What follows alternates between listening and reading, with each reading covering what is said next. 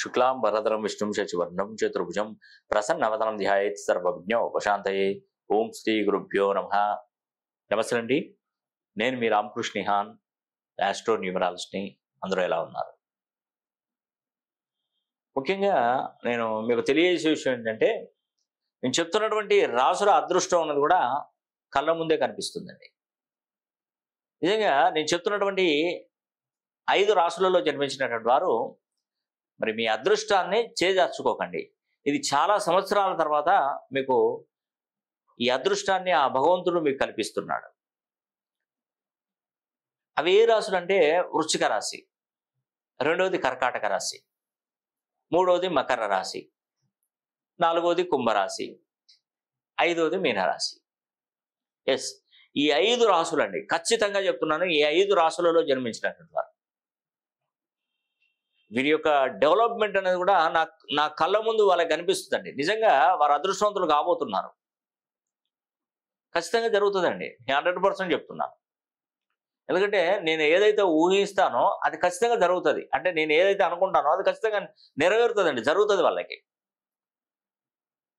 మనకు ఆ మూమెంట్ అనేది అర్థమైపోతుంది ఈజీగా. వీళ్ళ యొక్క గ్రహస్థితులు గ్రహానుకూలంగా వీరికి ఏం జరుగుతుందంటే అది యాజ్ ఇట్ ఈస్గా జరగబోతుందండి, ఖచ్చితంగా జరుగుతుంది. మరి మీరు అనుకోవచ్చు, ఒక డౌట్ రావచ్చు మీకు, మీరు చెప్పినవన్నీ కూడా ఏనాటి శని ప్రభావం పొందినటువంటి రాశులు, అర్ధాష్టమ శని అష్టమ శనిని పొందినటువంటి రాశులే కదా. ఈ సంవత్సరం నుండి వాళ్ళకి ఈ ప్రభావం అనేది కూడా ఎక్కువగా ఉంది కదా. ఈ రాశులు ఎందుకు బాగుపడతాయి? ఈ శని ప్రభావం ఉన్నటువంటి అప్పుడే వీళ్ళకి ఎందుకు అదృష్టం కలుగుతుంది? ఎందుకంటే మెయిన్గా ఒకటి గుర్తుపెట్టుకోండి, ఈ శనికి సంబంధించినటువంటి రాశులలో ఇక్కడ ఒక డిఫరెంట్ విషయం ఏంటంటే, కర్కాటక రాశి, వృశ్చిక రాశి, అర్ధాష్టమ శని అష్టమ శని అనేది కూడా నడుస్తుంది. అయితే ఇక్కడ ఏంటంటే మంచి వేళా విశేషం ఏంటంటే, అర్ధాష్టమ శని అష్టమ శని అనేది కూడా ప్రతి రాశికి ఒకానొక టైం అప్పుడు అది ఖచ్చితంగా జరుగుతుంది. కానీ ఇక్కడ గమనించండి, శని తన స్వక్షేత్రంలో ఉన్నప్పుడు అర్ధాష్టమ శని అష్టమ శనిని వరించేది ఈ 2 రాశులకే, కర్కాటక రాశి, వృశ్చిక రాశి వారికి. అంతకుముందు మిథున రాశి వారికి, తులారాశి వారికి వచ్చింది. చెప్తున్నాను, 2.5 సంవత్సరాలు, ఇది 7.5 సంవత్సరాలు కదా. ఈ 7.5 సంవత్సరాలలో ఈ యొక్క 2.5 సంవత్సరాలకు ఒకసారి చేంజ్ అవుతున్నారు కాబట్టి మిగతా రాశిలోకి వస్తాయి. కానీ ఈ 2 చాలా డిఫరెంట్గా ఉంటాయి.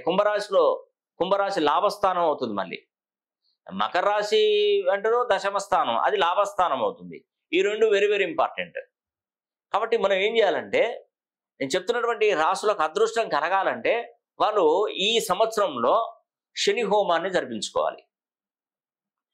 శని హోమాన్ని జరిపించుకోవాలంటే దీనికి ప్రధానంగా మనం చేయాల్సింది ఏంటంటే, ఈ శని హోమం ఎట్లా చేస్తారంటే, ఒక నల్ల కలర్ వస్త్రాన్ని తీసుకొని పొడుగుగా రిబ్బన్ లాగా తీసుకొని ఇటువైపు ఎడమ చేయి దిక్కు, గుర్తుపెట్టుకోండి, ఎడమ చేయి దిక్కు నల్ల నువ్వులను కట్టేయాలి మూటలాగా. ఈ కుడి చేయి దిక్కు తెల్ల ఆవాలను మనం కట్టేయాలి.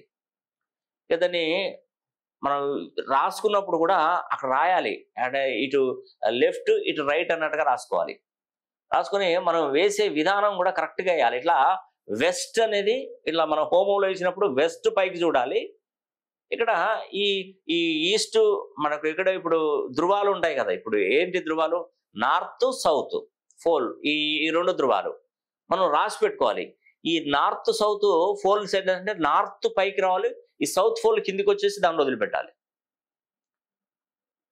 దీనికి తతంగా ఉంటుందండి. ఇవన్నీ రాసి పక్కన పెట్టుకొని ఈ సుమారుగా నేను ప్రతి సంవత్సరం అంటే ప్రతి నెలకు ఒక 200 మందికి చేస్తాం. ప్రతి నెల శని త్రయోదశి నాడు చేశాను కదా, ఆ మధ్యలో ఒక నెల చేశాను, మళ్ళీ ఇప్పుడు కూడా చేస్తున్నాను. మీరు ఎవరైనా మిస్ అయిన వాళ్ళు ఉంటే ఈ శని హోమంలో ఏం చేయాలంటే, ఫస్ట్ మేము ఏం చేస్తామంటే, ఈ వస్త్రాలన్నీ కూడా తీసుకొని ఆ మూట కట్టేసి ఒక పాత్ర, పెద్ద పాత్ర తీసుకొని, గంగాళం లాంటి పెద్ద పాత్ర తీసుకొని దాన్ని నిండా నూనె పోసేయాలి. పోసి ఆ 200 దాంట్లో వేసేసి వాటిని చక్కగా నూనెతో నిండుగా పోయాలి. మునగాలి, మొత్తం ఆ వస్త్రాలన్నీ మునగాలి. ఈస్ట్ వెస్ట్ నార్త్ సౌత్ ఈ 4 ఫోల్డ్స్ 4 దీపాలు పెట్టాలి, అఖండ దీపాలు పెట్టి చక్కగా నూనె పోయాలి. దానిలో పోసేసి ఒక నల్ల దారాన్ని ఈ దీపాల చుట్టూ తిట్టాలి. మొత్తం టోటల్‌గా ఈ మధ్యలో మాత్రం ఈ వస్త్రాలు ఉంటాయి. నూనె ఉంటుంది. ఈ ఇవేంటి నల్ల నువ్వులు, తెల్ల ఆవాలు ఇవన్నీ కలిపి ముడేసి దాంట్లో ఏసి పెట్టేసి దాని చుట్టూ తిప్పాలి. తిప్పేసి ఈ 4 వారాల పాటు ఈ దీపాన్ని ఆర్చకూడదండి. అసలు ఆరకూడదు. ఆ దీపాన్ని ఆరనివ్వకుండా దాన్ని జాగ్రత్త తీసుకోవాలి. దాంట్లో వెంటిలేషను, మనకు ఈ గాలి ఏదన్నా మనం కొన్ని సందర్భాల్లో ఏమవుతుందంటే, మనం ఇంట్లో చేసుకున్నప్పుడు ఏంటంటే, మనం దేవుడి గదిలోకి పర్టిక్యులర్‌గా వెళ్ళినప్పుడు ఆ డోర్ ఓపెన్ చేసినప్పుడు ఇట్లా తీసినప్పుడు ఆ గాలి డోర్‌కు నెట్టేసి ఆ దీపాలు ఆరిపోతుంటాయి. నేను ఒక పెద్ద బిగ్ షాట్‌కి చెప్పాను ఈ విషయం. ఎందుకంటే డబ్బులు పెట్టుకొని, ఖర్చు పెట్టుకొని హోమం చేసుకోవాలని పండితులను పిలిపించుకొని ఇంట్లో హోమం జరిపించుకున్నప్పుడు ఈ విషయం చెప్తే అతను చేశాడు. ఆయన లాస్ట్ ఇబ్బంది పడింది ఏంటంటే, ఆ డోర్ ఓపెన్ చేసినప్పుడు ఆ 4 దీపాలు ఆరిపోయాయి. అతను ఇంకా చేయడానికి అనుమతి లేదు అతనికి. అవకాశం లేదు. మళ్ళీ నా దగ్గరనే చేయించుకున్నాడు. ప్రత్యేకంగా దీన్ని కాపాడాలి.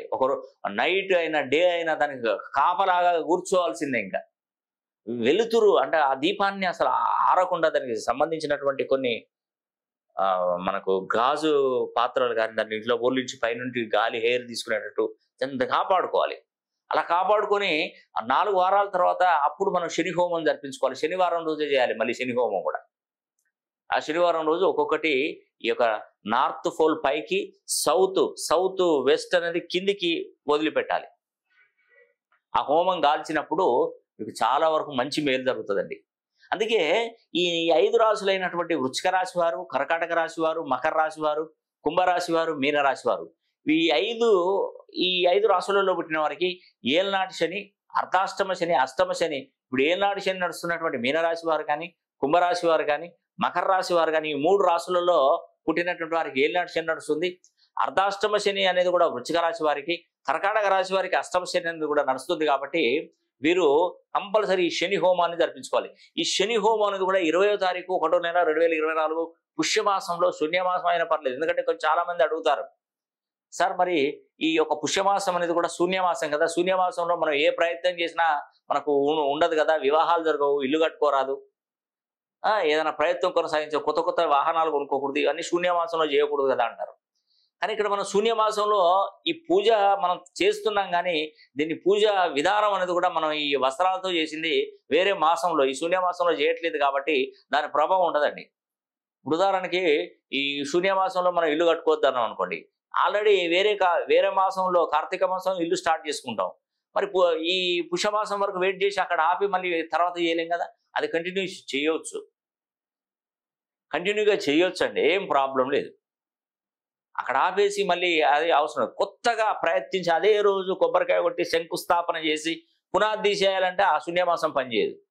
మనం ఎప్పుడో కొబ్బరికాయ కొట్టాము, టెంకాయ కొట్టాము, పునాది తీసాము, అక్కడ ఇల్లు స్టార్ట్ చేసాము, అది కంటిన్యూ కొనసాగుతుంది. కాబట్టి శూన్యమాసం మనల్ని ఎప్పుడు ఇబ్బంది పెట్టదు. ఎస్, కాబట్టి 20వ తారీఖు 1వ నెల 2024 సంవత్సరంలో మనం ఈ ఉత్తరాయణ పుణ్యకాలం, యాక్చువల్గా దక్షిణాయనం అనేది కూడా 15/1/2024 టైం వరకు, సంవత్సరం వరకు అక్కడికి అయిపోయింది. ఇప్పుడు స్టార్ట్ అయితే ఉత్తరాయణ పుణ్యకాలం. కాబట్టి ఖచ్చితంగా ఈ శని హోమంలో ప్రతి ఒక్కరు పాల్గొనండి.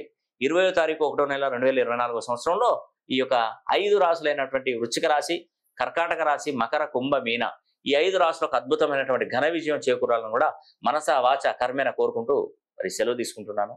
సర్వే జన సుఖినో భవంతు.